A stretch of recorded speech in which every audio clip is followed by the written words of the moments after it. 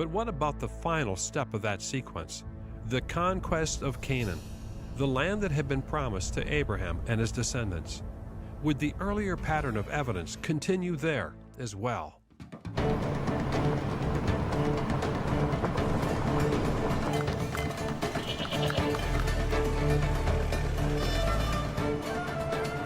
The children of Israel leave Egypt. They travel to Mount Sinai, where they received God's law and made a covenant to be his people. Then after 40 years of wandering in the wilderness, Moses transferred his authority to Joshua and ascended the heights of Mount Nebo, and there he died. The Israelites had been waiting centuries for the promise to be fulfilled, and now it was Joshua who would lead them in their conquest of Canaan. The land of Canaan was very different from Egypt. It was a land ruled by many independent city-states with names like Hatzor, Jericho, Hebron, and Arad. The history of these cities has been divided into two major time periods: the Middle Bronze Age, matching Egypt's Middle Kingdom, when they were thriving and fortified by high walls. Then a sudden destruction and burning came upon the land, leaving those cities in ruins and bringing in a new period known as the Late Bronze Age, matching the time of Egypt's New Kingdom. Archaeologist Norma Franklin represents a large group of scholars that sees no evidence for a biblical conquest of the Promised Land. As an archaeologist, I hate to disappoint people, but we have no evidence for a single mass migration of people from one country over a period of 40 years wandering and coming into another country. There is destruction. Amazing destructions. None of them actually fit one another. They all happened within 100 years, but not overnight. Not what you'd expect in, Joshua didn't live that long if he existed, okay. First and foremost, many places which are mentioned in the Joshua, in the conquest story, specifically mentioned, as major places in Canaan, were excavated. And no evidence for a city in the Late Bronze Age has ever been found. And I'm speaking about major excavations. And we are speaking about many sites. It's systemic, it's not only a single site. This is a serious problem for the conquest, if it really happened in the Late Bronze Age. But again, what if it happened in the earlier Middle Bronze Age? It seemed only logical to begin by looking at the key site of Jericho, the first city the Israelites are said to have destroyed. And we know exactly where that was. Major archaeological excavations at Jericho began with a German team in the early 1900s led by Ernst Sellen. This was followed by a British team headed by John Garstang in the 1930s. At the time of their digs, both Sellen and Garstang believed they had uncovered a layer of destruction that matched the biblical story. However, things took a dramatic turn when Kathleen Kenyon dug at Jericho in the 1950s. She demonstrated that there was no evidence for a destruction of Jericho matching the biblical account because she dated the demise of the city much earlier. A wave of skepticism began to sweep across the field of archaeology. In an instant, Kenyon's discoveries at Jericho had undermined the entire Exodus story. She was expecting that if there was any evidence there at all, it would be in what we call the Late Bronze Age. And it simply isn't there. If the Israelites had arrived in the 13th century, they'd have found almost nobody there, no walls to collapse. It just wouldn't have fitted the biblical narrative. So her excavations helped to compound this very negative view that was developing not just from Jericho, but from other sites as well. Is there a time when Jericho was destroyed, where the walls fell down or it was burned? I don't think so. I don't think that we have evidence, this kind of evidence in the case of Jericho. And I don't think that we can really look for this evidence. We are very much past this phase of archaeological research. But David Roll sees things differently. If people are telling us that there was no Jericho at the time that Joshua conquered the Promised Land, and therefore Joshua is a piece of fiction, and therefore the conquest is a piece of fiction, and then probably Exodus is a piece of fiction as well, If that's the case, why don't we ask the simple question, well, when was Jericho around? When was Jericho destroyed? And start from that point of view. The conquest began with the Israelites crossing the Jordan River. Joshua sent men to spy out the massively walled city of Jericho, and there they met a harlot named Rahab, who reported that all in the land had heard what God had done for the Israelites, and they were terrified. Rahab hid the spies and aided their escape to the mountains. What evidence do you see matching the conquest of Jericho? First of all, we're told that Jericho was fortified. When the archaeologists dug the city, particularly Kathleen Kenyon, when she did her work in the 50s, discovered that the tell that the city's built on was surrounded by a great earthen rampart.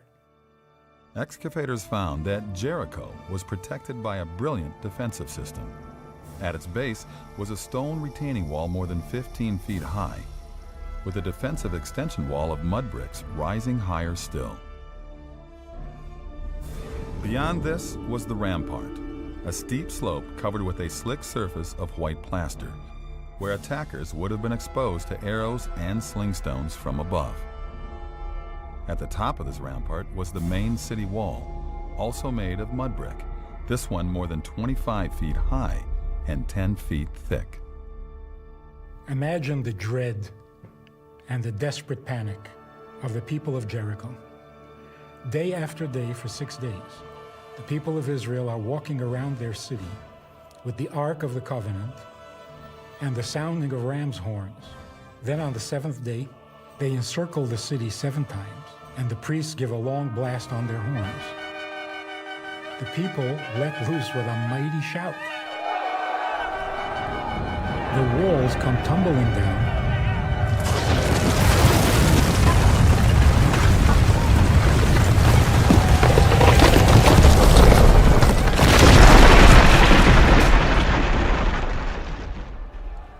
allowing the Israelites to climb up into the city, taking it and commencing the conquering of the land of Israel. Well, when the city met its end, these mud brick walls collapsed, and they actually fell down to the base of the stone retaining wall. Kenyon describes it very clearly and in detail in her excavation report. And then we're told they set the city on fire. And that's exactly what we find. Jericho was massively destroyed by fire. Kenyon said it was very clear that within the city, the walls of the buildings had fallen as well. And she says that the walls fell before the fire. And so we have the sequence that we read in the Bible.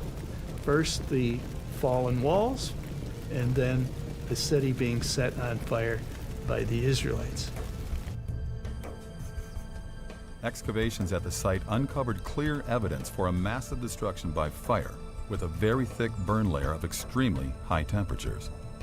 This caused Kenyon to attribute the burning to an enemy attack and not fires that would result solely from an earthquake.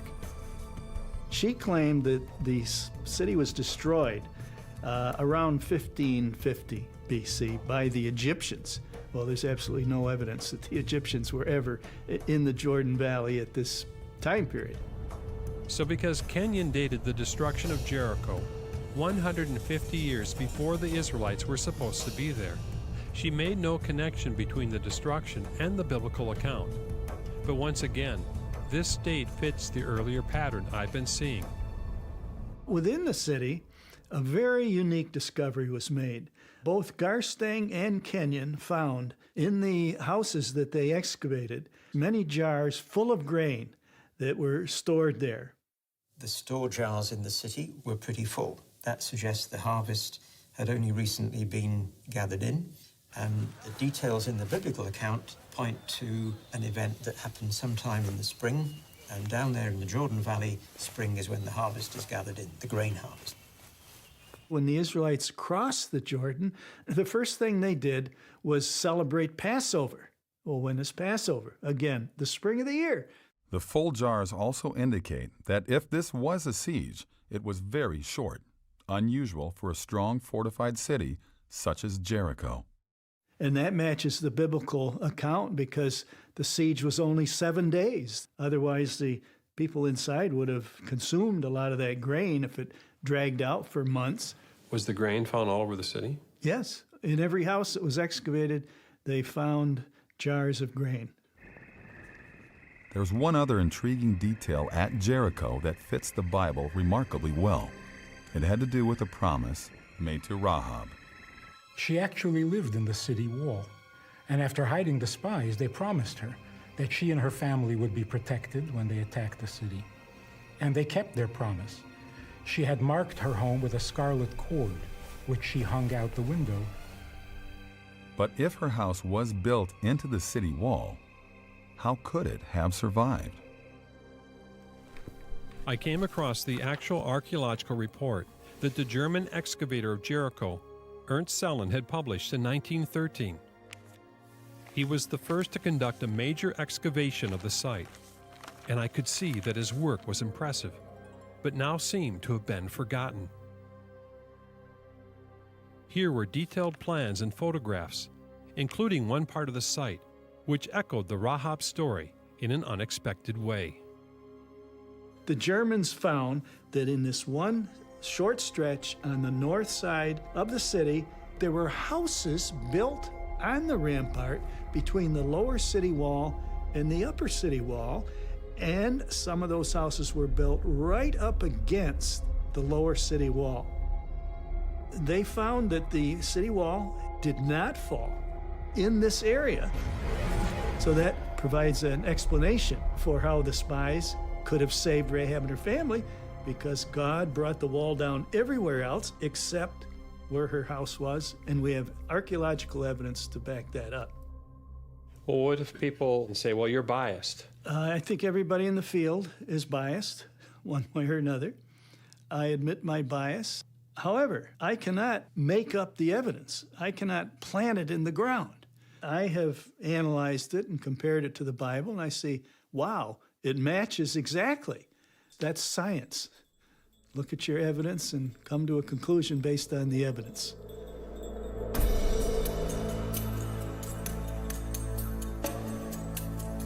Archaeologists have uncovered a city with high fortification walls that fell down, evidence that the city was intentionally burned after the collapse. Storage jars filled with charred grain, evidence of a short siege in springtime, and a section of houses within the wall, miraculously preserved, just as in the biblical account. According to the biblical account, Joshua spoke a curse against anyone who would rebuild the city of Jericho. And the archaeology shows that after the destruction, the city of Jericho was indeed abandoned for centuries.